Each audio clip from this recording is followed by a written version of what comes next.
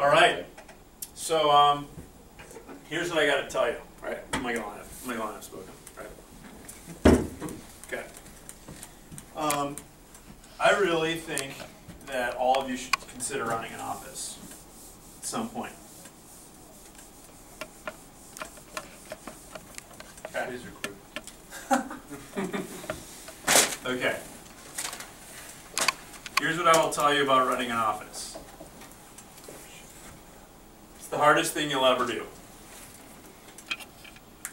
Until something else that's even more challenging.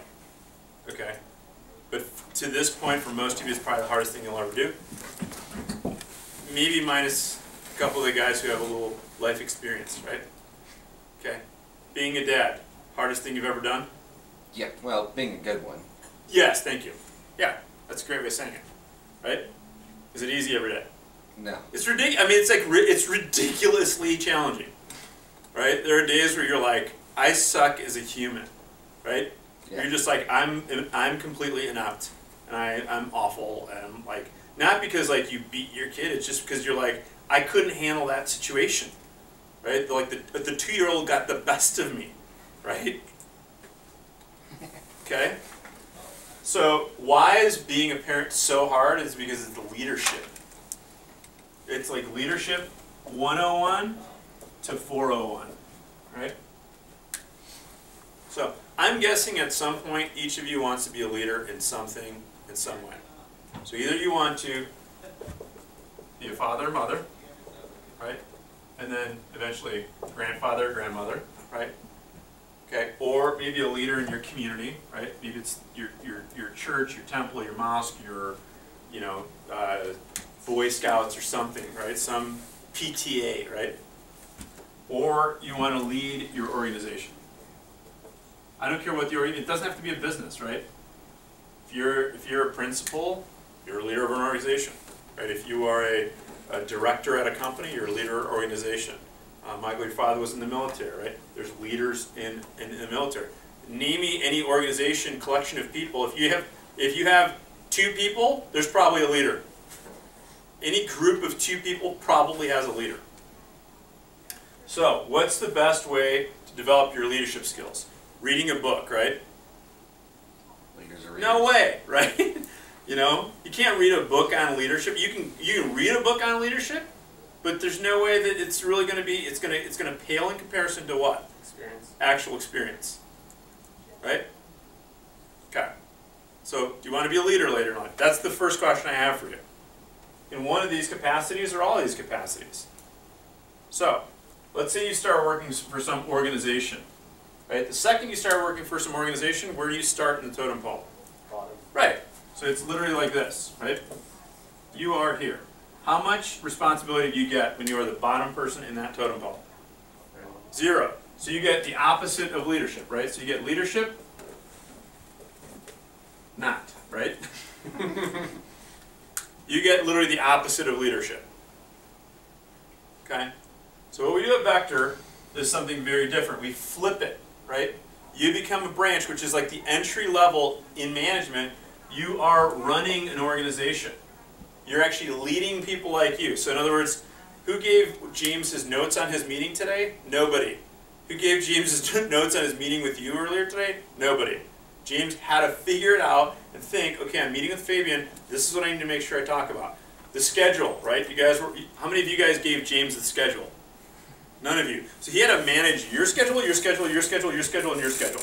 The 2 receptionists schedule out there, Ari's schedule out there. Right?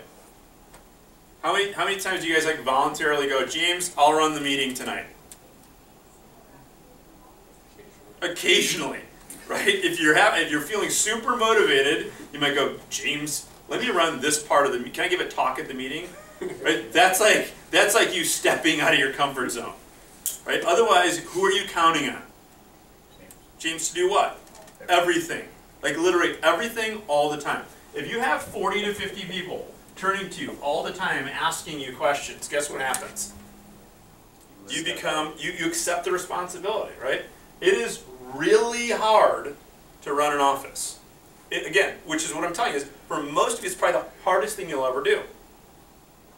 I will tell you there are times that my job feels more challenging than being a dad, but most of the time being a dad is 1,000 times harder.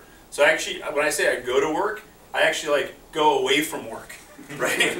Like where the work is at home, that's infinitely more challenging because like your kids reflect you, right?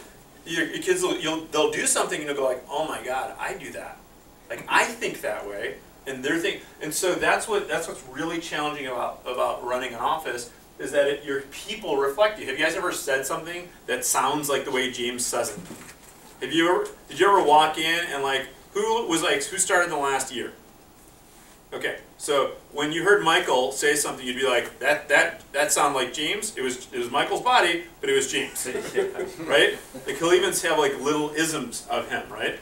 Like even the way he stands, maybe, or the way he like wears a coat or a tie, or like a tie combo, right? So there's little things that you'll see, right? Everyone's like in this office, everyone's like a little James, right? You understand that? You know why? Because you look at him and you see leader, right? And so here's what you do is like you influence. So James has a probably greater influence on more 18 to 22-year-olds in the Boise area than probably anyone else. That's intense, right? So he knows that you're paying for Oregon based on what you make here.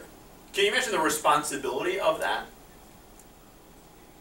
I'm sure James goes home some days like, crap, I gotta make sure Fabian's selling. I'm gonna walk through his schedule so he can go to University of Oregon. If not, I'm the reason. So there's this sense of responsibility that you have that is just simply intense when you're running an office. In addition, like you have to pay for the rent check, you have to pay the receptionist, you have to, right? There's like 20 other things that you have to do. Okay? So I just say to you is if you're interested in leadership later in life, when's the best time to start doing that? No. Yeah. So that's why I tell you should run an office. Now, not all of you will, and I know that, and I get that. And by the way, even if all of you ran an office, not all of you would do the same. It's like being a rep, right? Do all of you sell exactly the same every single week? Will all of you sell exactly the same in your career? No, but you'll probably still get the same out of the job. But if you work harder at the job, you'll get more out of the job, right? Who's gotten the most out of the job in this room right here? Probably Michael. You know why? Because he's sold the most and he's failed the most. Right? Michael, you've sold, what, 80,000? A little over 100. A little over 100, sorry about that. Okay. What have you sold, almost 20? 25, right? So he's actually failed 4 times more than you have. As hard as you think you've had it, he's had it 4 times harder than you. Now, do you remember your first 25,000? Yeah. You didn't even remember. You didn't even know what you're doing at 25,000, right? At 25,000, you're clueless. You're completely clueless at the job, right? You remember that? You got to 25,000, you thought you arrived, and then you hit 50, and you're like, I was clueless at 25, right? And now at 100, you're like, I was clueless at 50, right? So as much as you think you got out of the job, imagine being a bigger version of being a rep, and then boom, parlaying that in a manager. It's really ridiculously hard. Okay? Some people pay, what's University of Oregon, $40,000? Yeah. So you pay $40,000 to get what? Experience, right? Or you could run a branch office and get more experience. Way more. Talk to anyone who's run a branch. Now you won't have to spend $40,000, right, Michael? What'd you spend last summer? Made more. What'd you spend though? You did spend money, Oh yeah, I spent. right? Your receptionist didn't work for free, right? Oh, a ton of money. How much? It's not a ton because that's 2,000 pounds, right? You can't spend 2,000 pounds unless you're an I don't English. know. Probably close to 10. You probably spent 15,000. Is what I'm guessing. You probably know more Okay. You know how much you spent or not? than. I don't. Okay. I'm guessing it's probably 15,000. Who's ever spent $15,000 in 15 weeks? Yeah, James has, right? That sounds scary as hell, right? Like, oh my God. So guess what? In addition to all the leadership, he learned about managing money. Right? But we gave you $9,000 to open up your office, plus we paid him a % of the sales of the office. So he's, like you said, he made money at the end of the summer. Right? Okay? But you got to understand that you have a chance, you actually could lose money. Right? Some people actually open up an office, don't do what we teach them, right? And lose money. That actually can happen. But did you make money going to college? No, you actually lost money going to college. You could have just bought a kick-butt car, right? You could buy a BMW for that, right? You could buy a sweet-ass Mustang, right? Like a Saline Mustang, right? Right? Okay? And drive around with it all day long, right? You get no experience, right? Did you lose money on the car? You don't think of it that way. But sometimes people, when they run an office, they think of, oh, I lost money. You didn't lose money. You paid for experience. And if I knew now what I knew then about running a branch office, I ran a branch office when I was 24 years old. I started late in Vector. I started when I was 22. Right? But when I started at 22, at 24 I ran a branch office. I don't even remember if I made any money. But that experience was unbelievable. I did $87,000 as a branch office. James, what did you do as a branch? I didn't branch. I went out. What did you do your first year as district? Your first summer?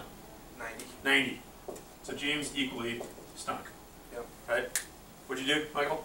Like 95. Like 95. By the way, James did that, or Michael did that in an area that was like half of the size of mine and half the size of James', probably, right? So his 95 was the like equivalent a of fifth of the size. yeah. It's like the equivalent of 200,000. Just so you guys know. Okay. But even both James and I kind of stunk at the job, but we got a ton out of it. And then the next year parlayed that experience into greater results. That's why I'm telling you should run an office. Right? But who am I? I'm a guy from Chicago who could be like lying to you the whole time. Right? I'm not, but you know, I realize you might be wondering, you might be like, who's this guy? And who, you know, he might be lying to me. And that's a decision you have to make. Does that make sense? But all I would tell you is I would consider all these facts and recognize the money will take care of itself. But what won't take care of itself is your ability to be in situations where you're leading an organization. Does that make sense? That's why I think you should run an office. All right? I think we gotta go, right? Awesome. Really good. Hey, thank you guys for being here today. All right? Okay? Thank you for your time. Thank you for your honesty. I look forward to